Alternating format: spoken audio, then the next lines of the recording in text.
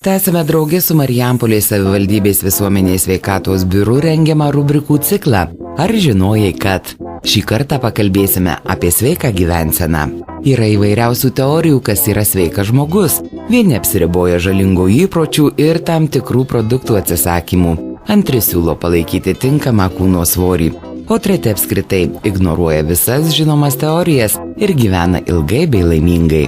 Kaip pasirinkti teisingiausią kelią, kokios pagrindinės sveikos gyvensenos taisyklės, klausykite Marijampolės savivaldybės visuomenės sveikatos biuro, visuomenės sveikatos stiprinimo specialistės Inetos Dabušinskaitės pašnekesio su Sveikuolių sąjungos viceprezidentu, kursų menas būti laimingu mokytoju Eligijum Valskiu.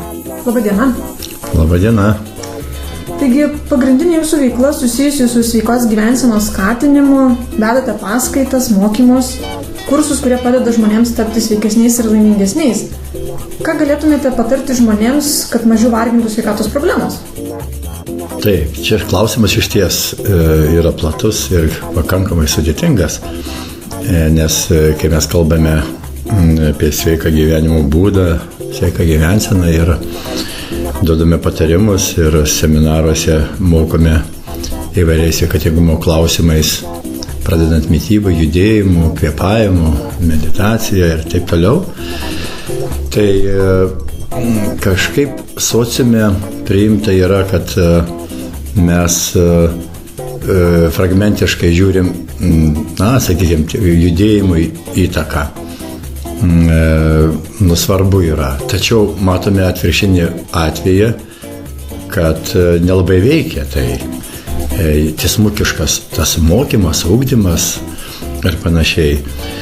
Iš ties pastebėjau, kai mes propaguojam, einam giliau į savęs pažinimas, į jogos pagalbą, tai man davė supras, kad yra žymiai aukštesnė kūno kultūros išraiškos forma, kurios metu pastebėjau asmeniškai, kad aš tiesiog pats noriu, keliuosi. Būdavo, kada mankštiniesi vieną rytą nebenori keltis. Reiškia, širdis kažkaip stuksena, bilda ir toksai nuovargis psichologiškai turbūt susiję yra, kada ta rutina tokia prasideda, gal kažkiek nepamiegojai gerai, ar prastas miegas buvo. Ir tu vis tik nori veikti tą, sakysim, 2-3 km nuotolį. Ir tada prasideda. Aš jau įveikiau jį per negaliu. Ir kitą rytą būdavo man, kad aš jau tiek metų ten darau, niekaip negaliu atsikelti, atsitraukti nuo pagalvės.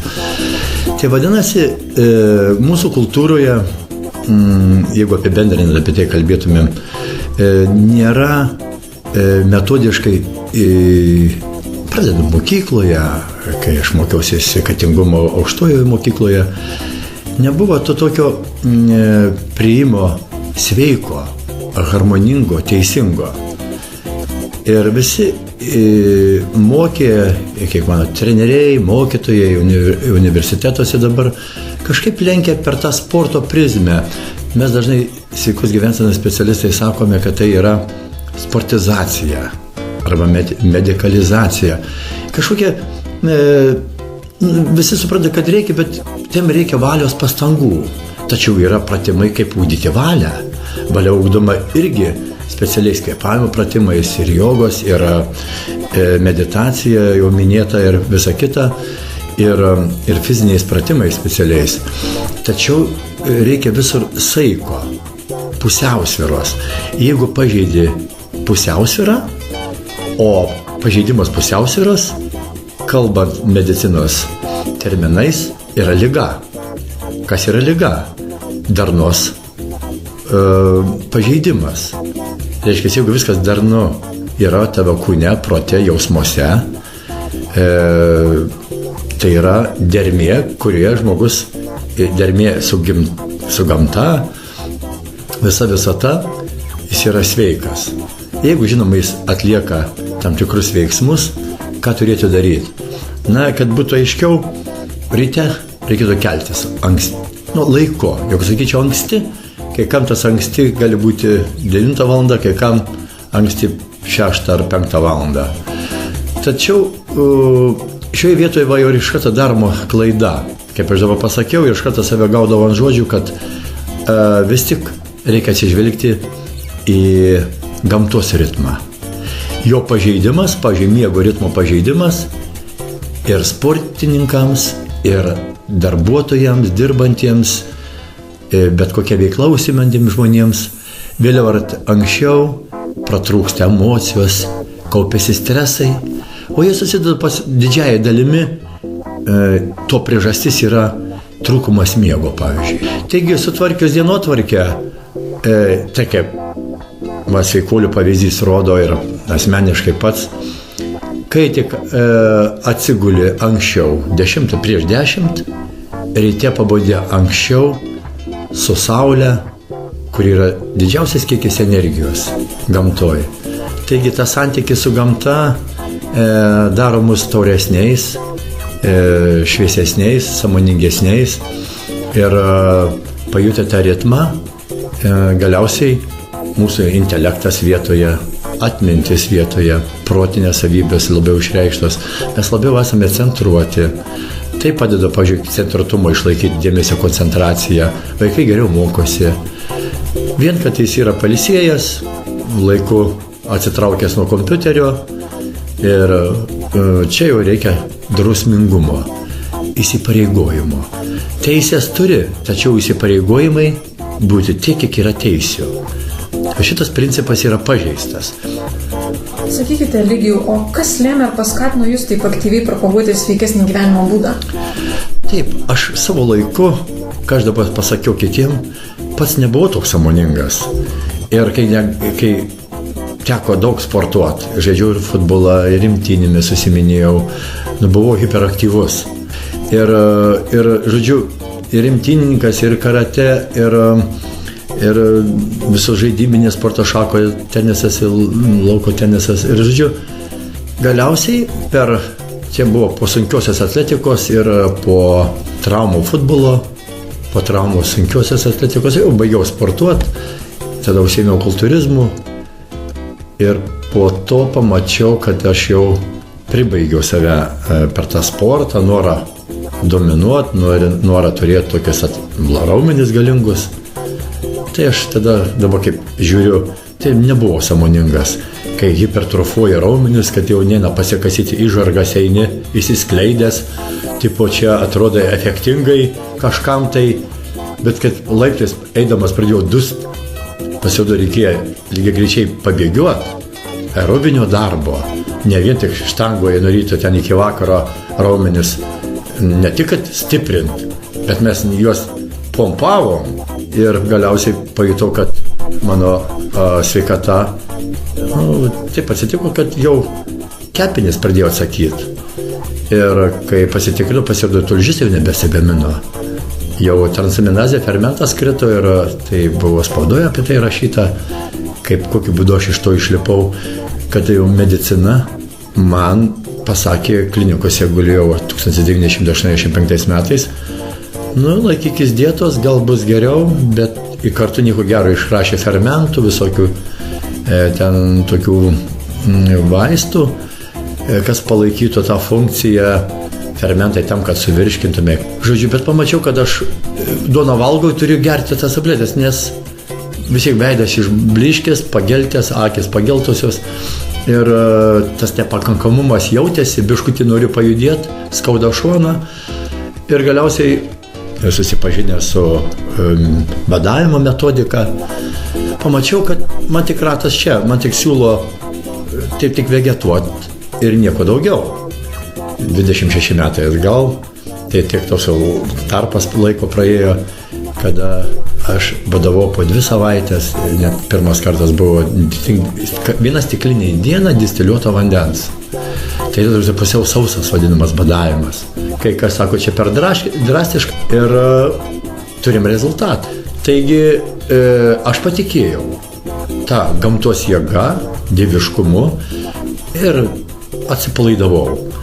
Ir pamačiau, kad tie liaudies medicinos receptai įvairūs veikia, padeda. Geras žodis, atjauta, geri santykiai. Ir pirmoji lygų priežastis kaip teigia ir Veda, tai yra intelekto klaidos, proto klaidos, tu netinkamai reaguoji. Na, pavyzdžiui, jums pasakė žodį, tu tokia šiokia tokia. Ir tu sureagavai, tačiau tu gali ir nereaguoti, nusišypsoti ir paleisti. Ir kai pradėjau sužinoti tų dėsnių, moralinių dėsnių, kaip žmogus dorai turi gyventi dariniai, teisingumo, moralės, yra taisyklės, yra dėsniai, ir 10 Dievo įsakymų, kad ir pasižiūrėt. Tai visą tai duoda žmogui susitvarkyti, pradėti kitaip galvoti ir daryti po to, pagalvojus, pasiskaityti, pasimokyti. Džiaugiuosi, Marijampolės visuomenės sveikatos biuro teisingai darot, kai kviečiatės įvairius lektorius, kurie kartais gali vienas kitam ir paprieštarauti, tai yra iš savo patyrimo. Vieni mokslininkai irgi prieštarauja vieni kitiem. Vieni teigia dabar tą valgyti, paskui sako, ne, dabar valgykit tą. Tačiau jeigu tu pats neišbandysi, tik per praktiką išgyjama išmintis. Tai palinkėčiau tos išminties kiekvienam. Kitaip tu gali skaityti daug knygų, jeigu nieko nedarysi ir liksi sudžiūręs, suligotas prie tos knygos.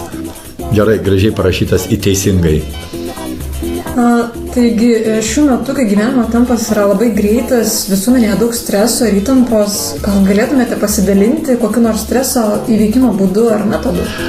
O, čia tuo, ko dabar paskutiniu metu užsiimu, tai vedame Menas būti laimingu kursus, neagresijos programą, reabilitacijos programą jau kalėjimuose, pataisos namuose.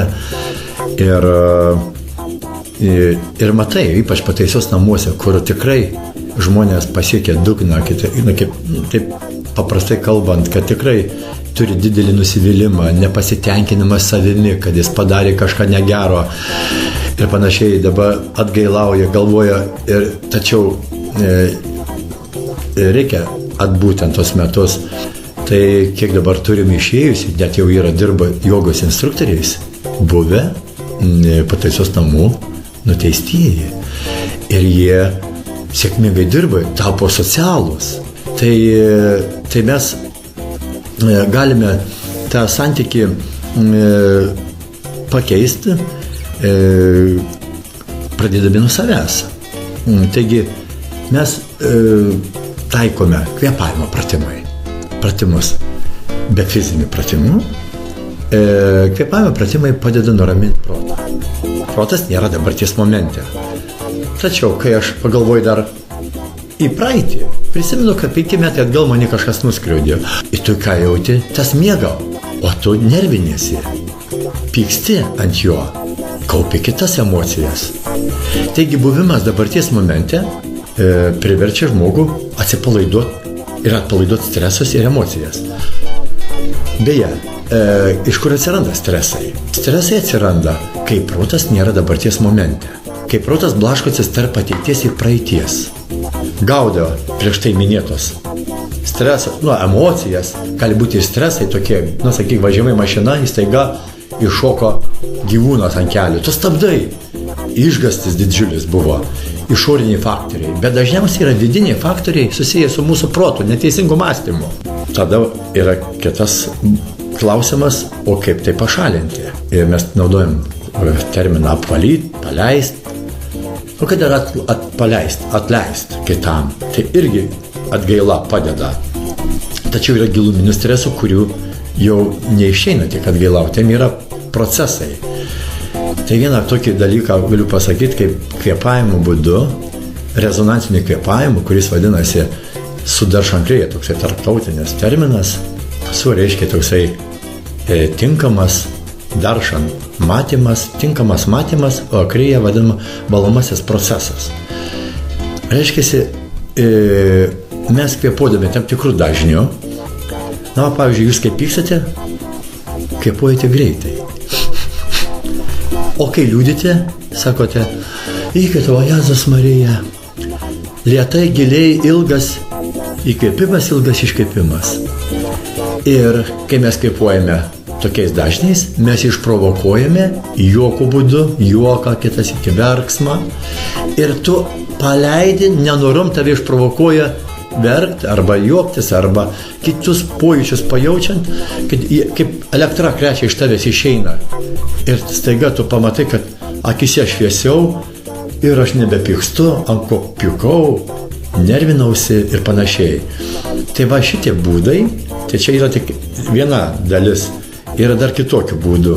Yra kaip atsipalaidavimas gilus, dainavimai tarp kitko, liaudės senos dainos, dainuojam, šokis tinkamas, netoks pagal tokią, sakysim, kai kurie ritmai yra negeri. Masaru Emotos snaigės struktūra rodo, kad roko yra snaigės struktūra sugadinta, neharmoninga. Vadinasi, mūsų bando, 75% mes iš vandens sudaryti esantis, yra pakeista jo struktūra ir sąmonė keičiasi. Taigi, tinkama muzika, o kad ir Mozarto, ta, kurio jaunimas tipo nemėgsta, bet jį ir įpratinti kitką girdėti.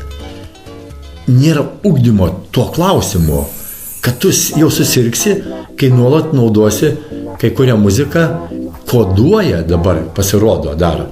Ir taip užsiciklina, kad jis paskui neturi jokių teisingų, kilnių įnorių, o nori pats nežino ko. Ir išauga antagonizmas. Viskam, vaikai sako, nori dabar teisė tas bus. Nenorim. Dar sako, nepasakiau, kas bus. O jūs jau nenorit. Kokiu pagrindu? Nu gerai, sakykit kas. Tai sakau, kodėl iš karto pasakėt? Jau išaugęs antagonizmas, pasipriešinimas, viskas, kas teigiama. Na, pažiūrėk, kas teigiama. Yra proto tendencija tokia. Na, aš pasakysiu tau, aš tave myliu dabar, o dabar studijui. Tu dabar taip palengvo nejaugi. O jeigu pasakysiu, esi kvaila, priimsi kaip absoliučią tiesą. Nes protas turi tendenciją kabintis prie negatyvaus. Ką besakyčiau komplimentų, graži, figūringa, gražiai apsirengusi. Nesvarbu, tu pasakei tam nelemtą žodį, aš tavęs nekenčiu pasakysi. Taigi, rodo mūsų nesusipratimą, nesuvokimą, kaip valdyti protą, kaip pažinti jį, o nuo jo prasideda visa psichologija. Taigi, čia tik įžanga, ką mes galime, į kokie didžiuliai rezervai yra. Ir kuo daugiau į mišką, tu daugiau medžių. Pasirodo, aš nieko nežinau, ką aš dabar prisakiau, nežinau. Tačiau vėl eisiu mokyti, skaitau, stengiuosi pažinti dar labiau. Mes esame mikrokosmosas ir kaip visatos mes dar nepažįstame, tai dar vidaus. Tačiau yra dalykai, kurie jau mokslo pagrįsti, tai taikome. Ačiū Jums ilgiau už pokalbį. Sudėjau. Tiek šį kartą. Na, o norėdami, kad rubrikos būtų naudingos kasdieninėme jūsų gyvenime, kviečiame klausimus ir pasiūlymus siųsti elektroniniu paštu. Noriu girdėti @gmail.com.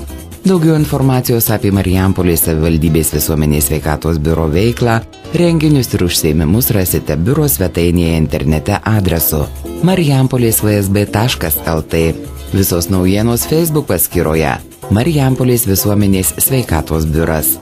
Rūpinkimės savo ir artimųjų gerą savijautą patys, o mes tenksimės naudingą informaciją jums padėti išlikti sveikiems. Iki kitų susitikimų.